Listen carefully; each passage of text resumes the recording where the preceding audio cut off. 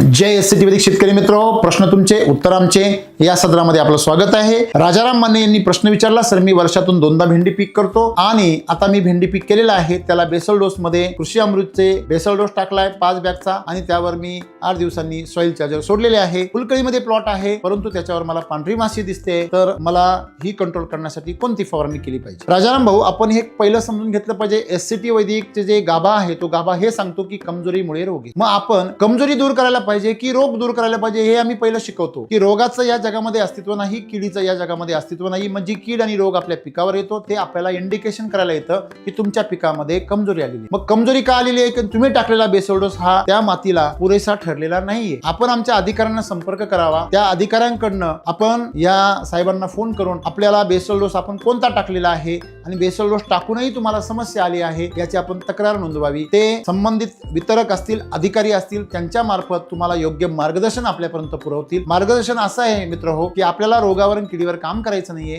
आपल्याला मातीच्या पोषणावर काम करायचं आहे। ज्याप्रमाणे आम्ही नेहमी सांगतो, माती बलवान, पीक पैलवान, शेतकरी धनवान आणि ग्राहक आरोग्यवान, हे जे आहे हेच एससीटी वैदिकचा मूल मंत्र आहे। आपण जर रोगावर आणि किडीवर काम करत बसलात, माती बलवान कधी होणार आणि मग पीक तुमचं पैलवान कधी? पीक पैलवान झालं की रोग आणि किडी येतच नाही। हा आतापर्यंतचा सर्व शेतकऱ्यांचा एससीटी वैदिकचा अनुभव आहे आणि तुमचा तो जर अनुभव वेगळा आहे, तुम्हाला वापरूनही रोग येतो, याचा अर्थ तुमचा बेसल डोस परिपूर्ण गेलेला नाहीये किंवा तुमच्याकडे पाण्याचं प्रमाण जास्त होतंय आणि तुमची ड्रेंचिंग जे आहे, तुम्हाला एलएसक्यू देणं गरजेचं आहे, एलएसक्यू शिलाजीत देणं गरजेचं आहे। ती आपण जर दिली तर आपल्याला ह्या कुठल्याही समस्या येणार नाही। सविस्तर माहितीसाठी दिलेल्या नंबरवर आपण संपर्क करून अधिक माहिती घ्यावी। धन्यवाद।